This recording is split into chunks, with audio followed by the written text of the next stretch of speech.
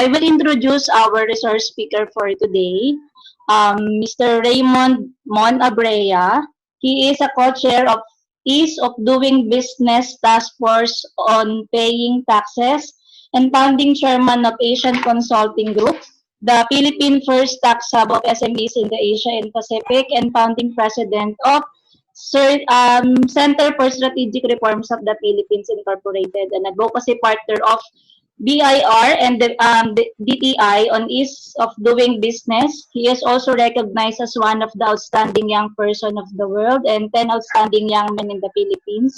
And also a distinguished veteran in field of accounting and taxation. He is also a recipient of Metrobank Foundation Award for Continuing Excellence. And ang kanya pong primary advocacy is to tax education and reform, to establish a TaxWiz Academy that provide tax seminar, tax publication, and TaxWiz mobile app.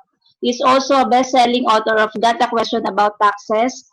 So this for this morning po, Mr. Mona Brea will give us a discussion of how our government will help SMEs at this point in time na lahat nga po tayo is on crisis. So, this is the opportunity if you have questions about BIR, especially on taxation, Mr. Manabrea will answer you, and other government assistances na on place po ngayon as the Department of Finance have different packages na pino-formulate po to help our SMEs so that after po ng extended quarantine natin, we can still operate and we can mabubuhay po ulit ang ating negosyo after this after this crisis. So without further ado, I would like to call on Sir Mon Abrea. Hi, good morning everyone. We'll just ask for assistance for the slides para meron tayong reference. Then afterwards, probably we can send it to all participants. So the main objectives of our online session today, first is to direct you to the official government pages that provide all the assistances. Kasi mahirap na we get the fake news or asa tayo yung pala, hindi pala ganun yung assistance or yung process na dapat sundan, or similar dun sa nangyari sa wage subsidy, na broken-hearted yung iba, but actually merong resolution. May mga ginawang steps in government. So I will lead you to the official pages so that at the end of the session, I encourage everyone to follow them. Of course, DOST is one, but there are at least 4 major government agencies which are part of the task force that practically provides updates on all the government assistances and interventions. The second one is of course, related doon sa BIR. What happens now to the deadlines when the ECQ has been extended again? What happens to my pending BIR audit? Will the BIR knock on my door upon lifting? Or what happens if I donate? Is it just a sign of charity, or it's something that I can use to lessen my taxes? And what if I incur losses? Inventory, raw materials, mas pogi ako sa poster. No? All these things, what do I do now? And of course, we are proposing tax breaks. The good thing is, at this point, the task force in charge of coming up with the economic recovery plan has not yet finalized the details. Merong 4 pillars na pinresent yung DOF sa ating Congress, pero yung economic recovery plan, hindi pa po siya final. So your inputs can actually be helpful. There is no closing door or window at this point. As I have said in the previous session, no government in the world has ever prepared for this pandemic. That's why our article last Monday, yung 2 Mondays ago, last Monday and this Monday, sa Inquirer, I talk about how other countries are dealing with the in assisting their businesses. So merong mga nag-waive for 1 year ng taxes, may nag-cut down ng tax rates, may nagbigay ng wage subsidy din. Of course, yan din yung hope natin, sana all.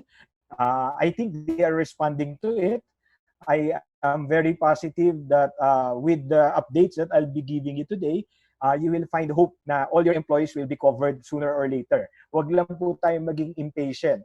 So more or less, that is the coverage of my presentation. But your inputs, your questions are not just welcome, but very much important.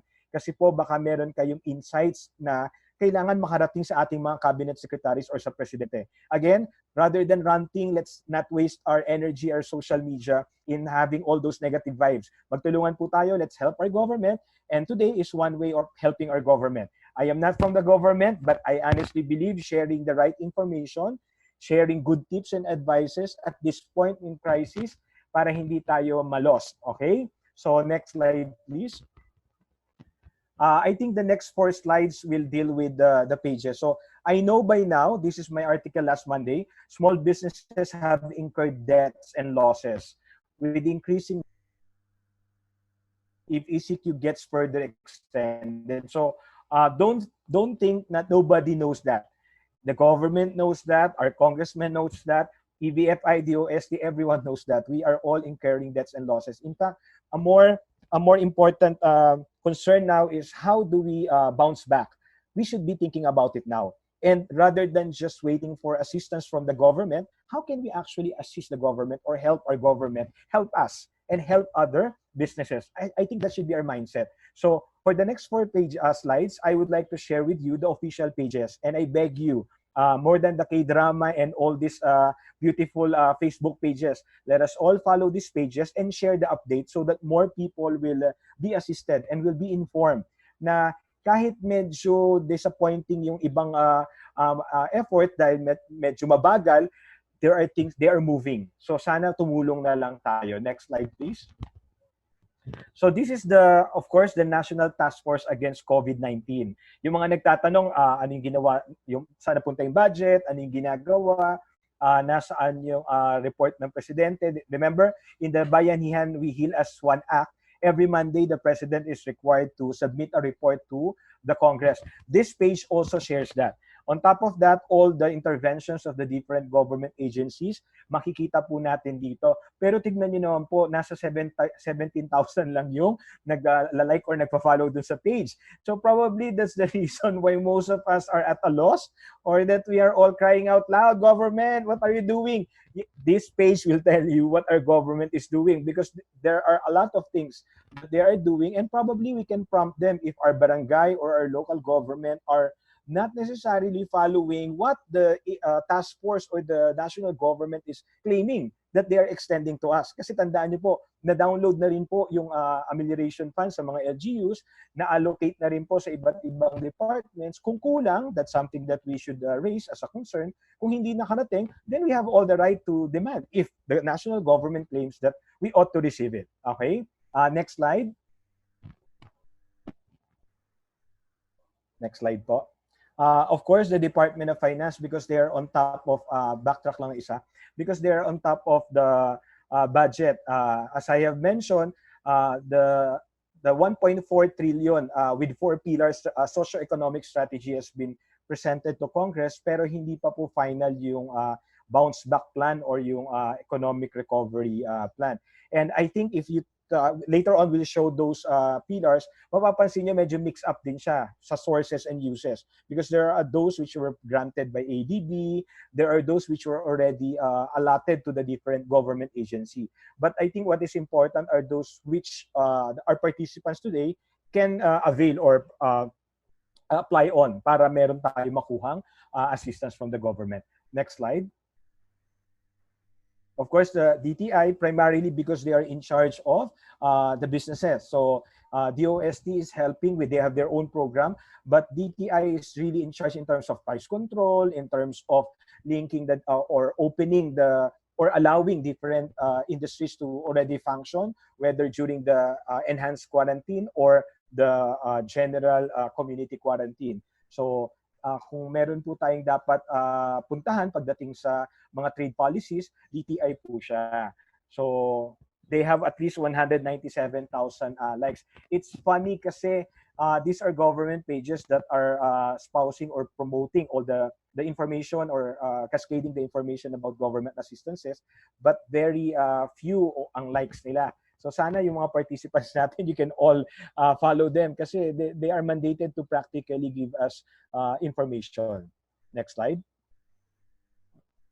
Then the presidential communications. Ako I notice sila yung medyo pina-follow. Meron silang 1.7 million na likes, and this presidential communications literally espouses the same thing. Pag napansin niyo po, halos lahat ng government pages, lalo na yung mga active, they are practically sharing the same thing, which we also do. We have also our Facebook pages. We share it. We don't change it. We don't put our logo. We just share it kasi nga at this point, what's important is we help each other get the right information. And I understand especially when it comes to sa wage subsidy, ang daming nagreklamo dahil hindi na pre-qualify.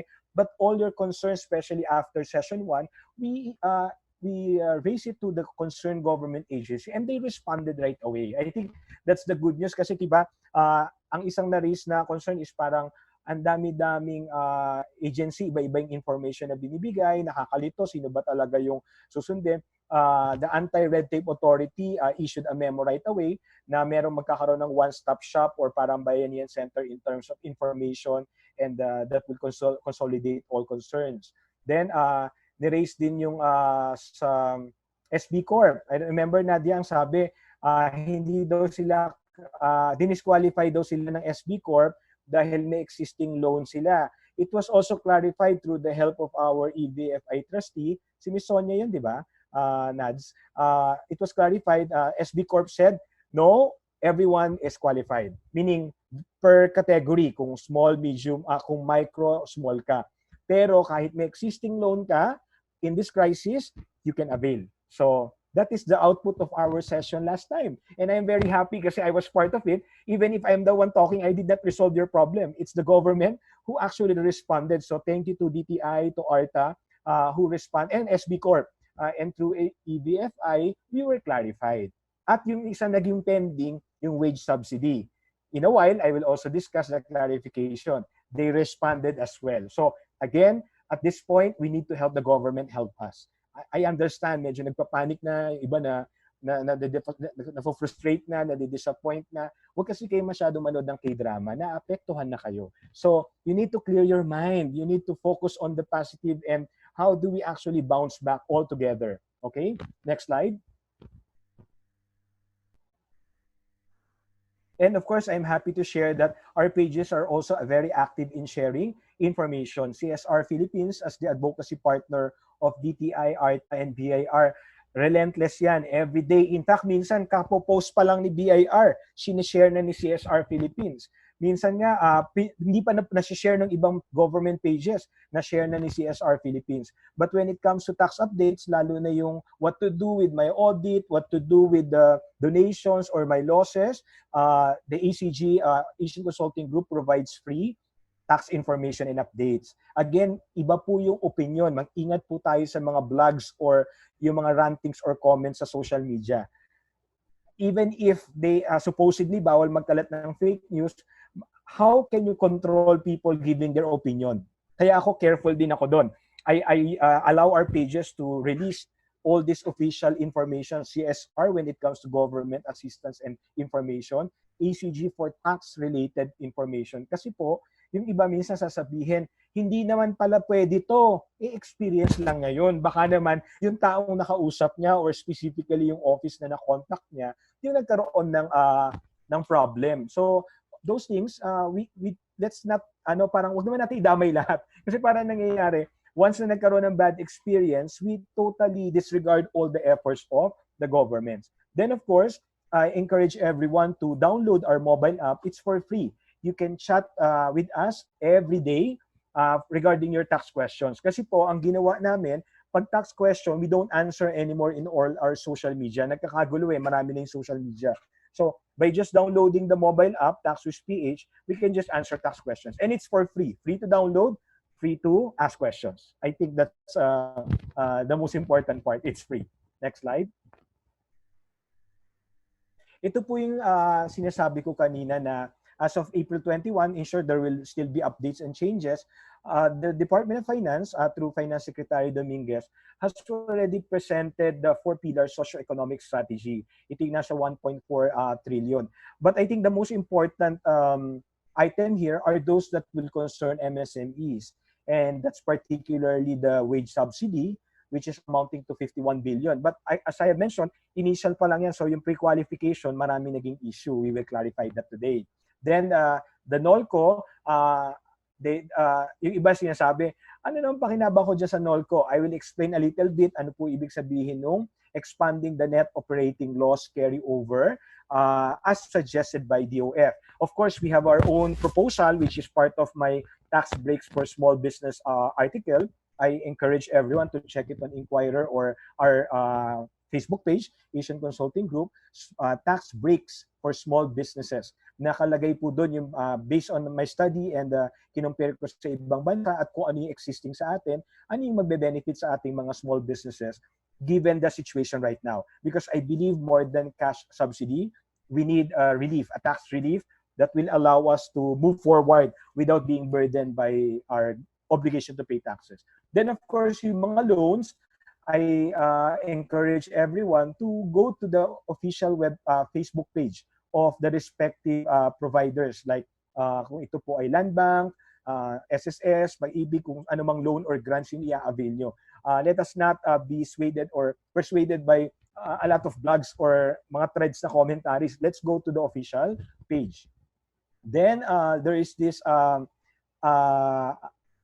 yung sa DOLE, yung mga unemployed or yung mga nawala ng work, that can be applied together with the wage subsidy. Ang sinabi lang ni DOF, pag nag-avail ka na nung sa DOLE, yung tupad ba yun? Pag nag-avail ka na nun, 1 month na lang yung makukuha mo sa wage subsidy. Kasi yung sa wage subsidy, for 2 months. So almost all the subsidy are for 2 months, April and May. So whether na lift na yung quarantine or not, you will be able to avail it. Next slide, please. Then ito yung binanggit ko kanina na sa Pillar 4, nandun yung sinasabi na economic recovery plan or the bounce back plan post-quarantine scenario. It's not yet complete. It's still to be discussed. And this session can also help get insights or input. Sana po mas maging proactive tayo and hopeful by suggesting to our government how best they can help us at this point in time. Nobody has a monopoly of brilliance or solution, considering that no one has ever prepared for this pandemic. So sana po mas open-minded tayo and we collaborate with the government rather than just wait and complain. Next slide.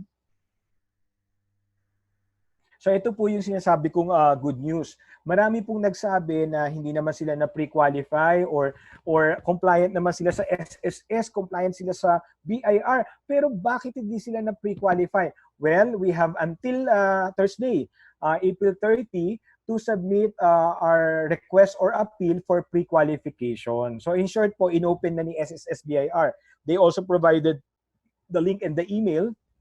And the deadline for the pre-qualified is extended up to May 8. If you will ask me, as if you're pre-qualified, apply all your employees who may avail of this, then kasi ang malinaw dito, yung empleyado yung binibigyan ng subsidy, hindi yung employer.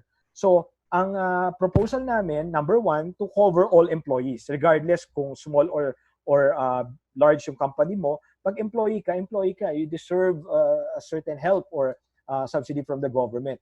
But at the same time, we're also proposing to subsidize the employers or the business owners na nag-extend ng salary kahit wala naman trabaho yung o hindi naman pumasok yung mga empleyado. Again, these are all possibilities for on how the government can help small businesses particularly to bounce back after the post-quarantine. Kasi it's really a cash flow liquidity issue. And we all know that. Again, the deadline for the pre-qualification is on until May 8. So in-extend siya dahil ang mga complaint, nag-down yung system, hindi po ma-access, etc. So ang sagot ng task force, okay, we're extending it until May 8. Then, wala naman kami sa listahan, compliant kami, BIR, SSS, but ganyan. We can now appeal and request for pre-qualification. Again, the message of the DOF, particularly, as they are just prioritizing the compliant, but they are targeting to subsidize all employees. I think that's the message. And that's what we need to push, na talagang all. Sana all. Next slide.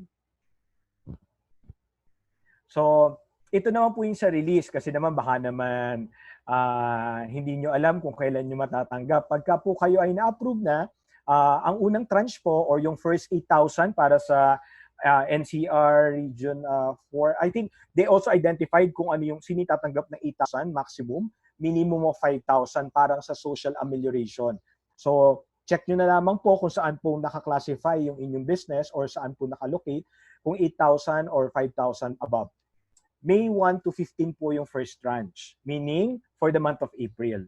Yung for the month of May po, kasi 2 months po yung i-grant na subsidy between May 16 to 31. Kaya uulitin ko po, yung application po extended to May 8. Pero po yung hindi po na pre-qualify, so after this session, check nyo na po yung mga sumamaang loob. Ay, hindi ako pre-qualified based dun sa BIR website. Mag-appeal na po tayo, mag-request na po tayo so that we will be included in the next batch. Okay po, next slide. So ito po yung sa mga maaaring magpadala, ito po yung sinasabi ko. Saan po mag-i-email, anong information ang kailangan? Send it to sbws_brquery@bir.gov.ph. Kasi po yung iba sa akin po nagpapadala, hindi ko po, wala po akong masasagot siya. Kahit ko po, pagdasal ko kayo, hindi po kayo mabibigyan ng qualification. Kailangan po dun sa government agency assign. So in this case po, BIR po at SSS to, ito po, nagbigay na po sila ng special email, SBWS or Small Business Wage Subsidy _BIR query at bir.gov.ph. Just provide your TIN, registered name or business name, RDO, and your message. Again po, it's either a request or appeal na mag-pre-qualify. Paalala ko lamang po, ang minimum requirement dapat po nakarehistro sa BIR at SSS. Kung kayo po ay hindi nakarehistro, wala po talagang chance. Kasi po TIN po yung pinaka-requirement. Ngayon, kung nakarehistro po yung company nyo, pero yung empleyado hindi pa, hindi rin po sila mag-qualify kasi po, hindi po yung kumpanya po yung kinwalify, pero yung empleyado po ang beneficiary. So kung yung empleyado nyo po 10, ayan po, 10, 5 lang yung may TIN, 5 lang po yung pwede nyo i-apply. Kasi po, database ni BIR yung ginagamit. In fact, ang suggestion nga po natin dito, sana po ito gamitin ng gobyerno na, number one, we are very happy na inassign kay acting NEDA chief yung national ID system. Kasi talagang 2 years na. Gusto naman yan. ID lang, di pa natapos-tapos. Pero, sana TIN yung gamitin. Kasi takot na takot yung mga tao sa TIN. No, the tax identification number is not just about the taxes we pay, but the benefit we can avail from the government. And in this time of crisis, ito po yung perfect opportunity. Maramdaman natin ano yung benepisyo na nagbayad tayo ng TIN, SSS, and whatever. Sana kung hindi registered, assign na ng TIN. In fact, even yung sa social amelioration, hindi mo naman pagbabayaran yung may hirap o yung walang trabaho, but at least by assigning them a number, you can avoid corruption and duplication. Diba? Well, kahit nga sa election, dapat isang number lang din ang ginagamit natin.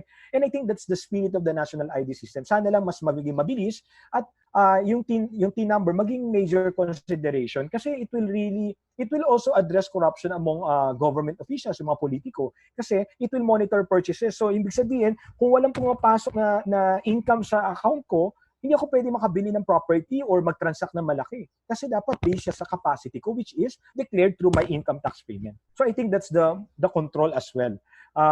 Again, and nandito din po yung mga hotlines, call center, toll-free, email, Facebook, website. So napansin niyo po, it's really a joint na-realize in this time of crisis, ang government kapag tinulungan natin at nabigyan natin ng chance, they can really do a lot. I remember during the BIR then didn't respond or give us consideration. Pero ngayon nakikita natin yung collaboration ng iba't ibang government agencies. Imagine if even the private sector will further collaborate. Hindi ko naman sinasabing hindi. But doing your charity is good. But doing your charity with the government agency will be much better. Whether LGU or national government. Anyway, you can claim it for tax reduction. I'll discuss that later. But the more important thing is, we do not operate outside the government. The government needs us the same way we need the government. And the taxes that we pay, ito po, kitang-kita po natin na imagine niyo kung hindi po tayo nagbayad ng buwis, yung mga laging nasasaktan dyan pag nababawasan ng buwis. Isipin nyo na lamang po, kayo po yung tumulong dun sa 18 million na poorest households na tatanggap. Sana lamang po, bilis-bilisan pa ng DSWD kasi po talagang hirap na yung iba nating kababayan. Next slide po. Yan, ito naman po yung regarding dun sa loan. Yung binanggit ko kanina, kinlarify na ni SB Corp na walang disqualification. Even if you have an existing loan, you can actually apply.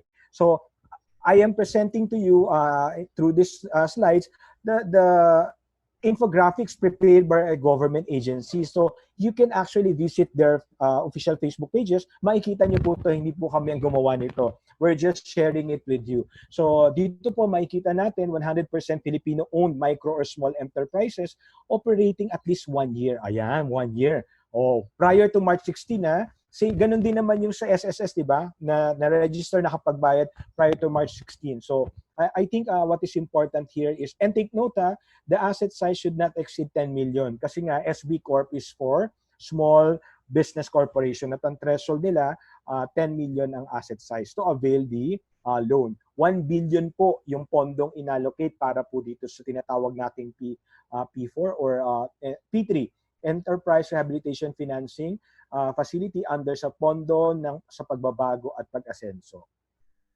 So, loanable amount, micro enterprises na may asset na 3 million hanggang not more than 3 million, pwede tayo mag-loan ng 10,000 hanggang 200,000 pesos. Para naman po sa small enterprises na hindi lalagpas sa 10 million ang asset, which is the maximum na ceiling na threshold, pwede po tayo mag-loan hanggang 500,000. So, again, these are loan. Hindi po to, kailangan po ito bayaran. Ang maganda lamang po dito, ang interest rate is 0.5 per month only. Discounted basis. Ibig sabihin, i-deduct na nila yung interest dun sa ilo-loan natin. And the loan shall have a maximum grace period of 6 months. I-clarify ko lamang po, grace period. Ibig sabihin po, pinopostpone lang yung pagbabayad. Okay, para po magkaroon tayo ng time na makaipon ng pambayad ng ating uutangin. The loan repayment shall be for a minimum of 6 months up to 24 months. Again, hindi lamang po ito. Meron din po sa mga loanable amounts sa SSS, Pag-ibig, sa Land Bank, but the SB Corp is the one under the DTI na nabigyan ng 1 billion allocation para i-extend sa lahat ng mga small businesses na naapektuhan itong pandemic, which is practically all of us. But not everyone would like to avail loan. There are those who can just cut costs and survive so that they can bounce back after ECQ. Pero meron talagang iba na kahit pampasweldo, hirap na hirap kasi cash dependent sila sa sales. Since walang sales, walang benta the last 2 months, almost 2 months, talagang wala ng pondo.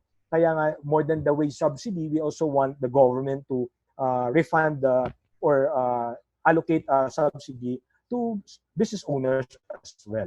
Para pag talagang after ECQ, medyo makagalaw kagad. Kasi iba kung magbubukas yung kumpanya pero kahit piso sagad ka na wala na, anong gagawin mo?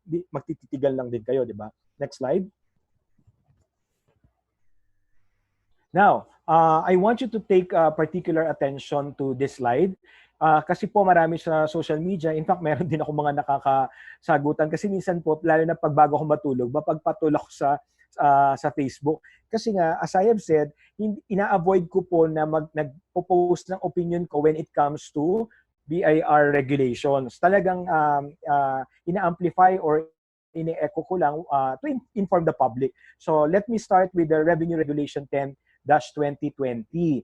So, si Revenue Regulation 10-2020, in-extend po niya lahat ng deadlines. Kaya paulit-ulit ko pong sinasabi, wala pong manual, EBIR, EFPS, o kahit ano pang form or size ng company mo, lahat ng deadlines po in-extend. Hindi po siya dependent sa klase ng compliance mo. So, ang pinagbabasihan lang natin dito, up to when or anong klaseng extension.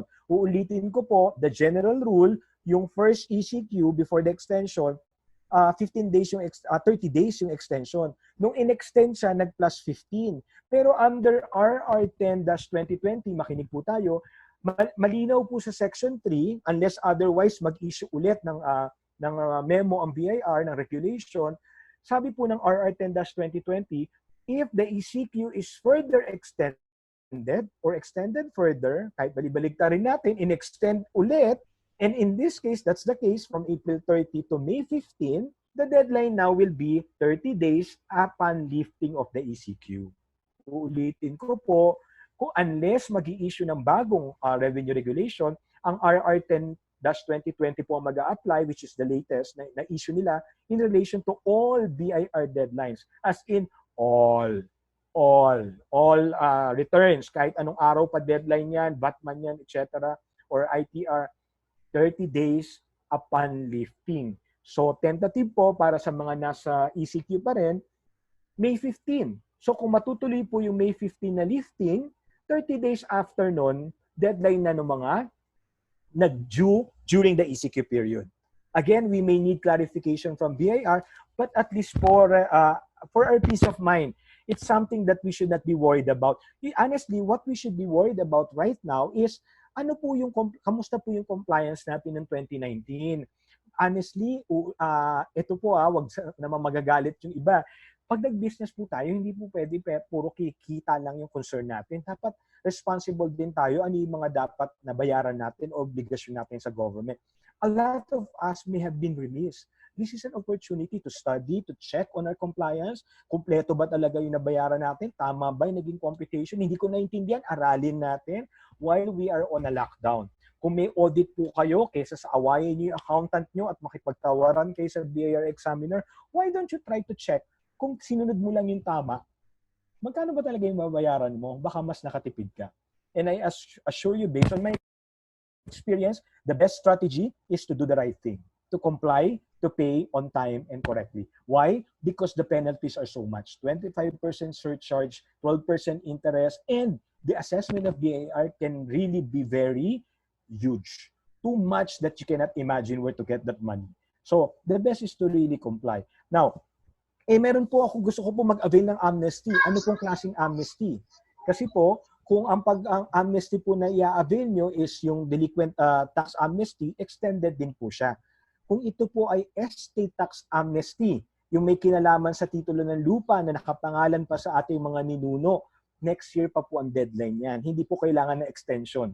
June 2021 pa po ang deadline. So we will have a lot of time after the lockdown. Pero, during the lockdown, ano ba naman po yung tawagan na natin yung mga kapatid natin, yung tiyahin natin, na kanino po ba yung titulo, yung huling tax declaration, yung huling amilyar na binayaran.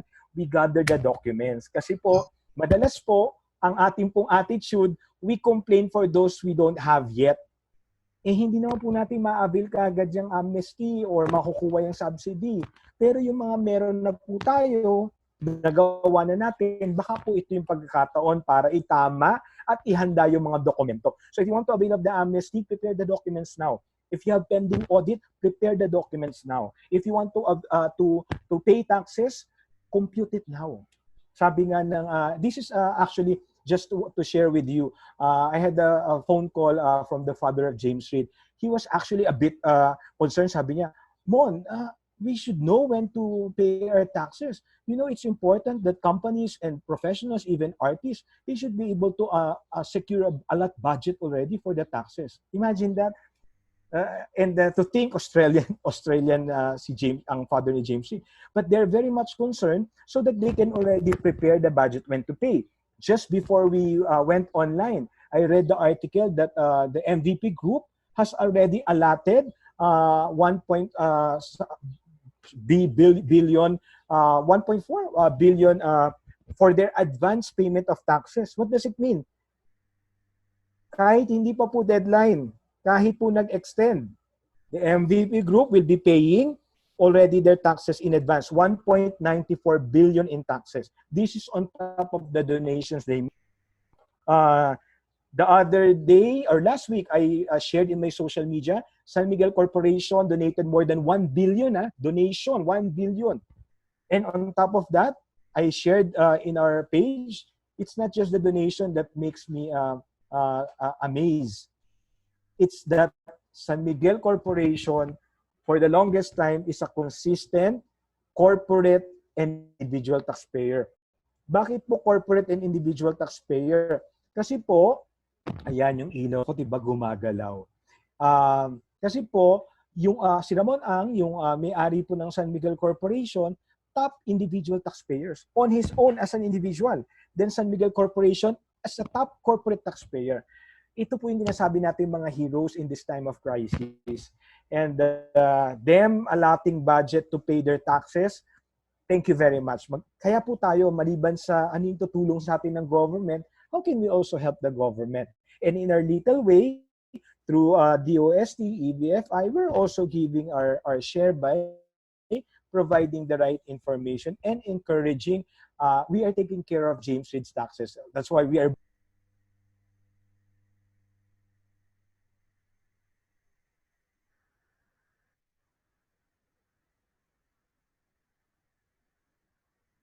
set as a good example to a lot of people. Now, pagdating naman po dun sa donations, since I'm talking about donations, these are all tax-free, the ECQ. So lahat po ng dinonate natin, whether it is our inventory, our food, our personal items, which are all being used in the business, that were donated, estimate yung cost, they can all be claimed as a deductible donation. So tax exempt na siya from 6% donors tax. Take note, under the trainer may 6% tax donors tax. Waive na po siya because of RR 9-2020. But at the same time, you can claim it as a charitable contribution, which is a deductible expense.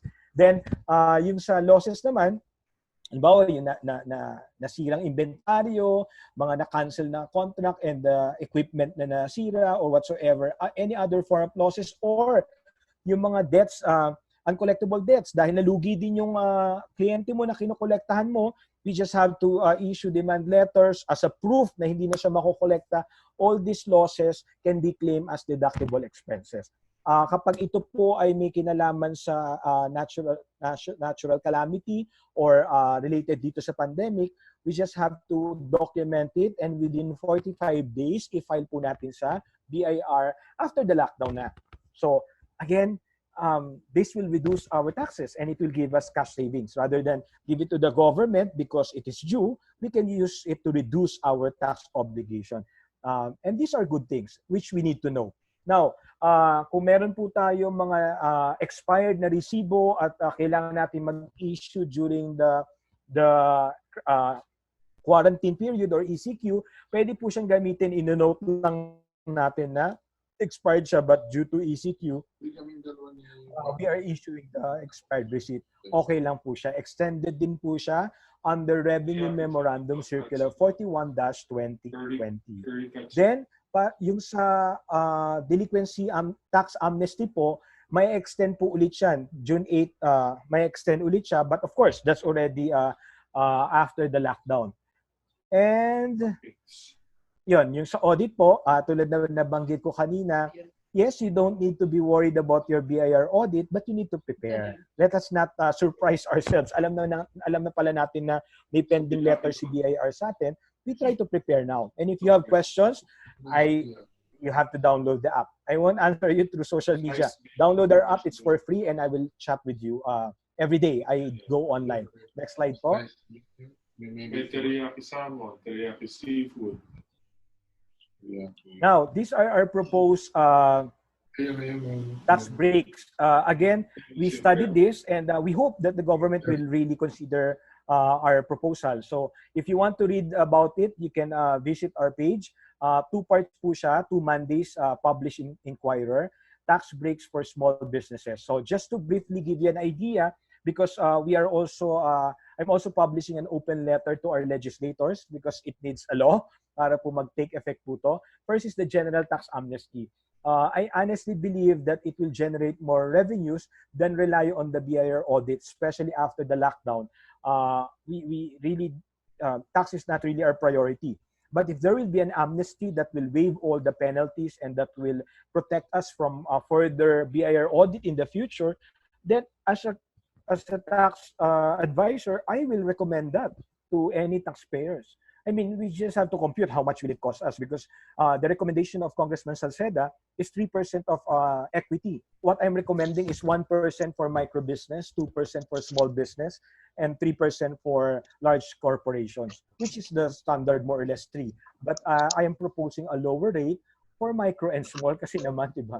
Parang let's be more fair and let's give more chance to the small businesses so that they can really bounce back, not just bounce back from the pandemic, but restart, that they will not have any more fear with BIR, that they'll be audited in the future.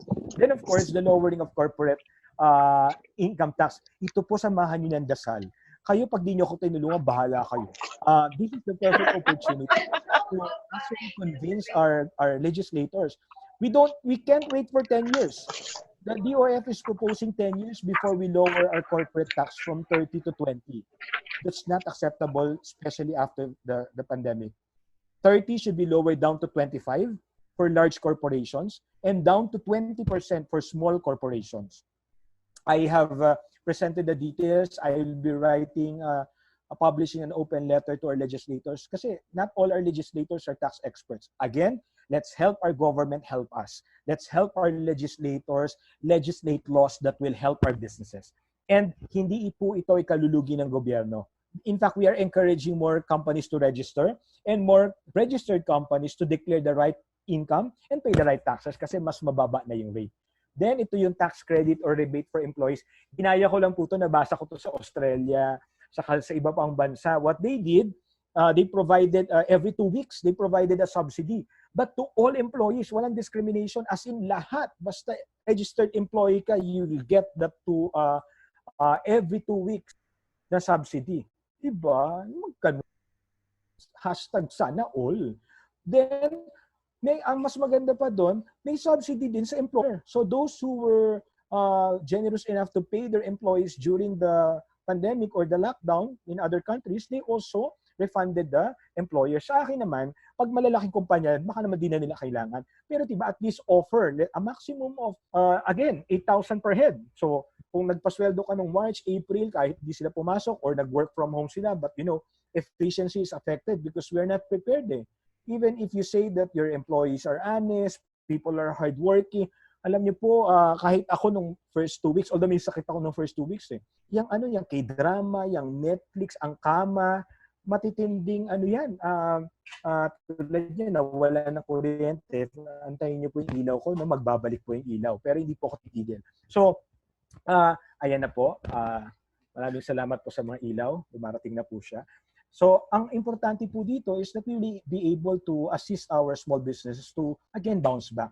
Ano po itong tax holiday for MSMEs? Ito po medyo far-fetched po ito, mahirap, pero sana mapakinggan tayo na para sa mga small businesses, i-waive muna ang ating mga business taxes, both for national and local taxes. And ang proposal ko po na this should be a transition to a flat tax. Actually, just to give credit, ito yung mga nagiging discussion namin nung father din ni James Reid. I mean, I am very privileged to be talking to a lot of businessmen, professionals, even our clients who are actually giving me a good insights. Isa sa mga discussion namin, just flat rate so that there will be compliance. Well, we don't need to pay separate business tax, local tax, etc. So imagine if small businesses will only be required to pay, say, 8% pero flat, wala na ibang babayaran. Then we will be able to encourage more businesses to register. Then that will broaden the base. Kasi ang sinasabi ko nga, this pandemic should address the inefficiency and totally reform our tax system. It's an opportunity more than a dilemma. Imagine if the base will be broadened. Then compliance will be higher because it's a flat tax. It's a simple compliance. Then of course, the no audit program for large taxpayers. Ayan, sinimulan na nila San Miguel MVP. Imagine mo, just for your information, 65% and up ang contribution ng large corporations. More than 65%. Imagine if we can encourage our large corporations and conglomerates to increase it by 20%. Huwag mo na silang i-audit. Then that will practically cover for all small businesses. Well, hindi mga small businesses, kahit na small nga sila eh. Kahit small lang yung tax nila, it wouldn't affect our economy or cause bankruptcy to our government. Kasi yan yung laging mindset ni DOF. Then let's help DOF have peace of mind that this reform will not reduce your collection, but will further encourage voluntary compliance without the threat of audit or kasi di ba nangyayari sa audit na, tulad yan, I wrote it in my article, less than 1% is the success rate. More than 1,000 na po ang sinampang tax evasion cases. Wala namang nananalo, wala naman nakukolekta. So what's important is to really encourage us, all of us. And in this crisis, it's an opportunity for us to work with our government. Okay, so again, if you want to read more, to know more, you can visit our page, our website, acg.ph, and you will see the article, Tax Breaks for Small Businesses, published in Inquirer the last 2 Mondays. Next slide po. Ayan, so if you visit our page, Asian Consulting Group, ayan, ako din po ang nag-post. At hindi po tayo natutulog, no? 11 p.m. So ako po, malinaw po dito yung RR10. So lahat ng deadlines, may infographics po na ginawa yung office namin, naka-summarize po dyan. You can share this. So I encourage everyone to check our page, Asian Consulting Group. You will see this. I think if not second, baka third, na naka-post po. Kasi share ko din yung MVP tax payment. So revenue regulation po, malinaw po, be extended for 30 days, 30 calendar days from the lifting of the ECQ. Okay? So unless po mag-isip kayo ito po ang ating reference. So wag po tayong mataranta, mangamba, dahil po ang ating gobyerno ay tumulong sa atin. So sana po tumulong din tayo. I think that's the message. Bayanihan, di ba? What's bayanihan? Bayanihan yung mas malakas, dapat mas malaki yung enerhiyang ilalabas para tumulong. Yung mas maliit, huwag naman totally hindi tumulong, pero tulong-tulong para mas maging magaan ang buhay. So again, follow our page or share this information because I think yung pinost ni BIR is just a link. Yung iba pag mahina ang internet, hindi na-access yung BIR website. So our office prepared this infographics. Hindi na rin po natutulog yung gumagawa ng infographics sa amin. Dapat meron din silang tax breaks. Okay, next slide po. Ayan po, si Nadine. Ayan, inaaway ako sa social media ng mga JD. So, download nyo po yung app para makapag-chat po tayo. I respond, nakakatawa po yung iba. Parang quiz bee. Kung ano tinatanong sa akin. But I reply, I don't complain. Why? Because that's our commitment. All tax questions, I will reply. Just download our app for free and we can chat. I think in 2 weeks, pati po yung mga naka-iPhone, pwede nyo na rin pong magamit. It's free, so take advantage of it. And that's also the reason why we're proposing flat tax. Kasi you can use our mobile app to file and pay taxes. Kung flat tax siya, mas madali. Imagine mo kung lahat, kahit sino, cellphone lang gagamitin, nakapagbayad ka na ng tax. Di ang dali ng buhay. Di mo na kailangan ng separate na bookkeeper or ng tax consultant or ng tax lawyer because everything is in your mobile phones. Next slide po.